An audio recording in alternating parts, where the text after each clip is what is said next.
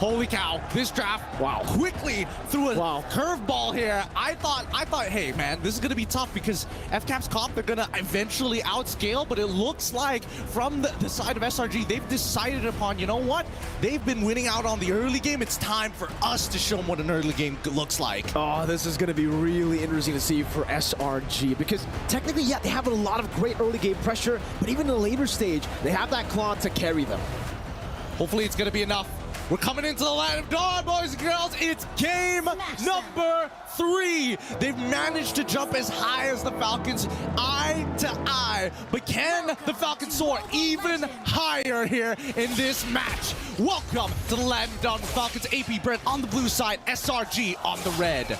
You can already see as the game gets started, the Hilda make a very aggressive maneuver in towards the enemy purple buff here. As the Angela definitely have to go and deal with the waves. And this is why the Lilia is going to be so good for Falcons Apbren. They get so much more prio and they can rotate over to Yums. Right now, he's already kind of struggling to actually get in the vicinity of that purple buff. Stormy has cleared it out. Kaltizi on it. He'll be forced to maybe use the retribution at this point because Yums, he is there trying to screen it out. Kaltizi bringing it into the bush. Retribution is going to be used. Yes, it does. Yums, successful invade. Yep, really nicely done, but this means that he might just be going down here to Kyle, right? He is using Warcry. Okay. Flickers out. Yums now doing some damage back. Now with the help of Few, this should be first blood over to Kyle Teasy. Look at the tempo, though, on the bottom side. After the EXP has been pushed out, they're getting Julian involved to start stealing away 1 or 2 camps here. So at least for Sakai's, despite Kyle Teasy getting 1 kill, he is a level ahead. The gold for XP trade. I don't know how that's going to actually help SRG later on, but seriously, if Skies is able to steal a Lord with 2 levels down, I can only imagine if he's the one ahead that he'll not miss a single retry. Well, we'll see whether Kyle actually still has his retry, considering how much pressure is being applied to him right now by Yums, right? We're expecting Yums to get even more aggressive after the 2-minute mark because then he's not going to get punished as heavily once he's invading those jungles. But take a look at this, right? They're setting up a potential counterattack here down on the bottom side, but SRG sense it. Again, for Kyle, it's really tough for him to actually maneuver around because if he gets poked down, it's very tough for a Ling up against this kind of composition already. The Julian is actually a great pick against the Ling, so now that if he ever gets chunked before he enters, he's going to be punished even more, and SRG know it. That's why they're not in any rush to go for a neutral objective. And especially since the guys, especially with the chains, right, in combination with Yums, trying to disrupt Kyle Teasy to maybe get a delayed hold on. He's taking a bit of damage here. He's still got Black Shoes, so he technically should be fine, but now Cram involved. Again, jumping into the midst of it all, has the help. The hard guard pops in a vengeance, jumps in the back line again, dealing damage on the Kyle Teasy, forcing him back. Cram standing there menacingly, zoning them away. But Kyle trying to make his way back. That's a flicker forward. Death is welcome for the pin down now into the knockout. Knock up into the Minute Fury as well. What a combo from Falcons Apbren. Stormy able to flicker out to safety. Cram will do so as well. What a recovery. Really nicely done. Very nicely done. The weird part is that we did see Cram spot out the Ling on the mid wall when it all occurred, right? For all intents and purposes, Molten Size, he could definitely throw it at him. Try to push him off that, try and honestly push him off of that wall. Maybe even get Yums to help out with that as well. But instead, they start peeling backwards and they completely forget that Flap has the flicker. Flap Teasy on the Barats. He makes it feel like a Ling. He makes it feel like it's a mechanical hero. Detona's welcome flicker combo connecting every single time, even in game number 1, finding the prio targets. He was able to find the target he needed, and it was Skies. Straight into the pin, and now we get a look at the items. Does look like for at least Innocent, he's actually quite a bit ahead. 300 gold as he goes in for the push. Turn of the night, the waves from Super Marco, immobility. Super Marco able to get out now, trying to go for the pin down out the sky. Spear of Destruction as well. Now onto the back, bringing him back over for Kaltizi to assassinate him. Well played, but the enhanced sword gets him out, Skies. Not for long. Stormy caught as well. They find a trade, but it's definitely not worth it. Not just yet. 2 members down. Yums dealing some damage. Not able to go for the full assassination on the Few. It's actually him forced to flicker out. Baptiste, the Dino, walking back as well. The knock up, and then everything in the kitchen sink to deal with Yums. Ooh, okay. I'm surprised. honestly, I'm surprised the fact that Sakai stayed alive that long to chunk out Super Marco like that. At the end of the day, it's still a very well worth trade for Falcons Apbren. Now Super Marco's got 4 assists in the bag. Ogwin, unfortunately, has 2 kills, but hey, you take what you can get at this point of time, right? As long as you're able to accelerate Kyle Teasy, he's going to drive the momentum for Falcons Apbren. SRG need to have much cleaner fights right now. Let's look at the items one more time, and the lead still in favor of Innocent. Again, though, in the purple buff, Yomes, Power of Wilderness already used up the Retribution. Baited out of the Kyle, but now with the Defiant Blade, he should be able to deal with Yomes. He tried to get into that bush, but it will only give Kyle the unstoppable he needs. 5-0, Flask of the Oasis Power Spike for the Minotaur. Yeah, but despite all that, 5-0-2, a wonderful KDA to have. And yet, guys, despite being 0-2-1, the same level as Kyle Teasy, they're doing something right here, right? They are trading gold for a little bit of extra time and EXP. And that is going to keep SRG in the game because, as we mentioned before, it's about that mid-game, right? That big mid-game spike. Krem poked down a bit. Good position on that choke point. Krem unable to really go in. The missiles not able to connect right now, but Krem will be brought back forward. Pops in the ultimate, has the hard guard to play with. Stormy is hovering over him. Taking a lot of damage though, Kyle now. Able to recover, able to clear some waves, able to clear some of the creeps. 1 level ahead of Skies, he's back again. And finally, for the very first time, we see SRG say, no, we're not gonna contest. We're finally just gonna retreat. And Stormy's gonna top off his boy Cram here because it could be a setup angle for a dive. And I think that's a very good call considering everything that has happened here. But in the mid lane, at least Sakai's finding opportunities. Wait, that just is... They're not going to dive that for sure. But let's look at the gold difference, right? Because while everything is happening, it looks like Innocent has been doing a phenomenal job, now extending his 500 gold lead to an 800 gold lead. He can go band for band. He can go M for M with Super Marco. I was not going to follow up you on that reference. I knew you were going to pull it out as well. Let's look at the items because now you can see that the 800 golds make only the slightest difference, right? It's Golden Staff already built on top of that DHS. But let's cut back to the supports because the Flask of Oasis is going to be a lot better than just Steel Paints. Gotta be careful though. Look at this. The Dynoman up top. Oh, one with a knock up, getting chunked down. It's a bit of damage. I think it was from the turret, Yums, and then a few basic attacks from Innocent too. Now walking up forward. BMI defensively again. Both teams really just looking for an angle to find an advantage. Yeah, I'm curious to see what Kyle Teasy has built. I just saw the GDS actually getting purchased, and I don't know if he's fast-forwarding the GDS instead of getting the Houseclaw, or maybe he already has the Houseclaw in time on top of the Berserker's Fury, right? That's the atypical build that we like to see. Wait, he's not gonna... Forcing the of blades. Skies has the enhanced sword, goes for the chase down. Has the hard guard to help him too. Kyle Teasy gets out. And SRG want to capitalize. Cram straight into the bottom lane.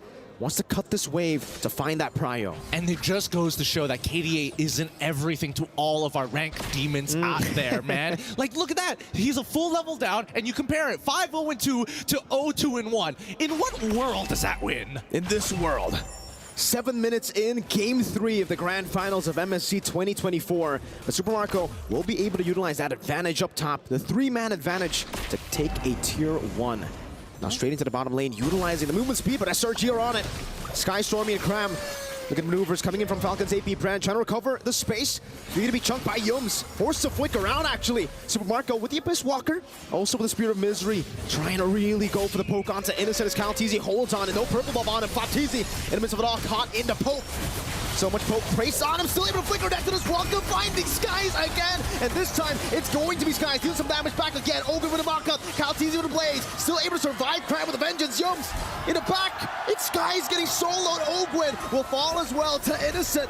A trade for now. The Falcons Apbren, they secure all 3 neutral objectives. I mean, at this point, I bet even the audience is tired of like, how does only 2 people die? Despite everything that has happened, these battle spells, these flickers especially are proving extremely valuable. I would have imagined at the very minimum that maybe few probably needed to purify or something, but even Flap Teasy, wow, that was just, man, how does he get away with this?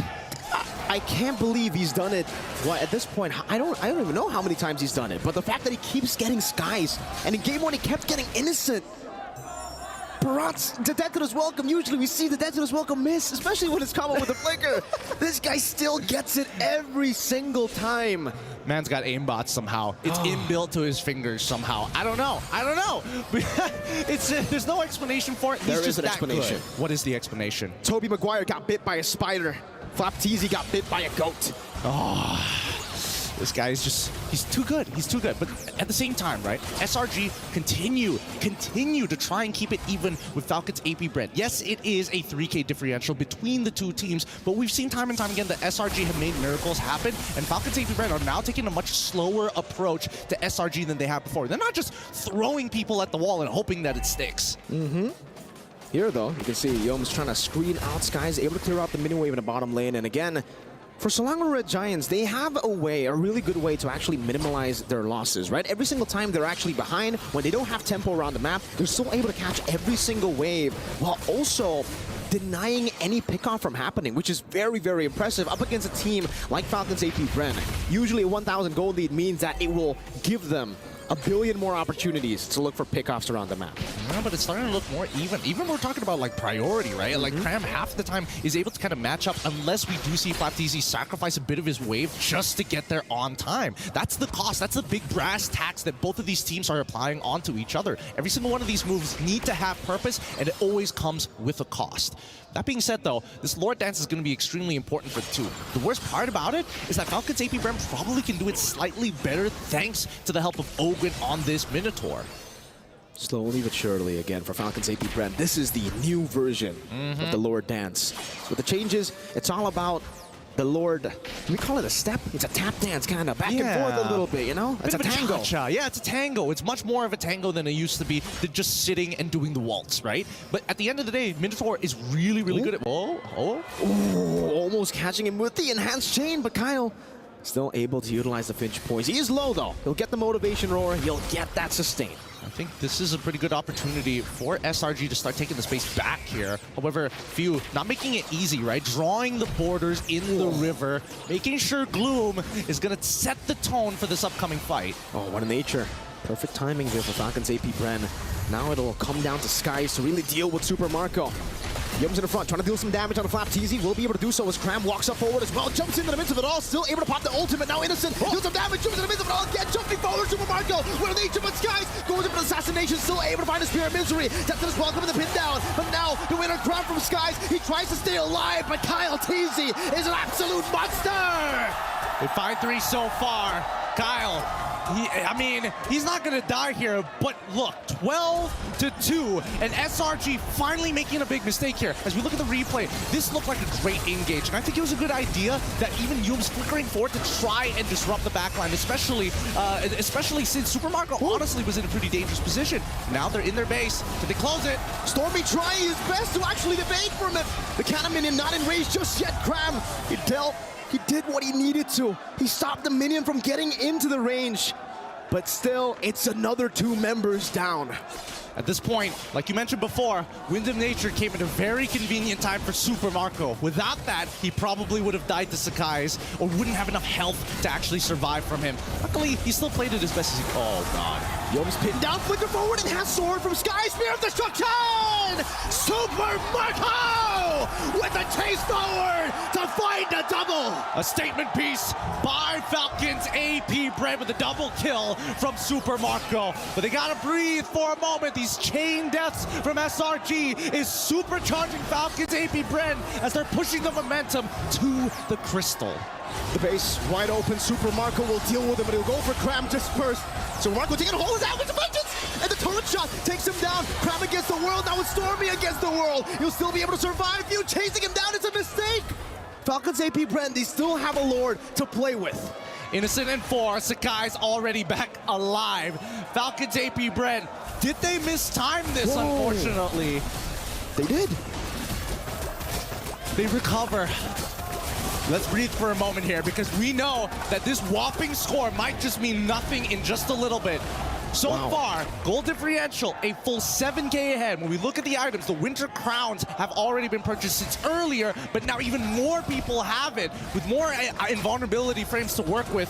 At this point, the question really is, SRG, how are you going to make this miracle happen again? Can somebody deal with this Daytona's welcome from Flapteasy? And more importantly, Few, Now that he has the Ice Queen's wand, it's very dangerous to walk up.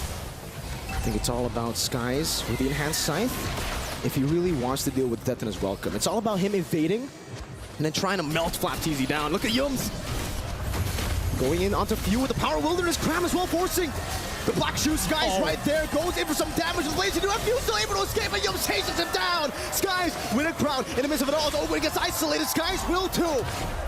Flap TZ, Death in his welcome, now into the mist, pinning him down straight for Super Marco again. The Spear of Destruction whiffing this time. Stormy able to survive. The same two members, Cram and Stormy. Can they do it again? This time dodging away from the missiles, able to go for the clear onto the waves. No lore to play with. Have they survived again? I think it's fine for SRG. It's going to be hard to close it out at this point in time with 3 members still alive, right? But they trade 2 for 2, and I think at the end of the day, it should be good enough. Oh, no. Hard guard and the ultimate now turning things around, forcing to win a crown from Flap TZ. He's going to be melted down, but so is Cram. Super Marco with the help of Kyle TZ picks up a double. The mini wave's still there. They're going to go for it, and they will secure game number 3. Oh my goodness, this game is coming down to the inches here. The chain deaths coming in from SRG side, supercharging and doubling the momentum generated by Falcons Apbren. Put them in such a bad spot. Miracles only happen when you work for them and you make some good decisions. That one was not on top of the list. Well played. Falcons Apbren, they really adjusted to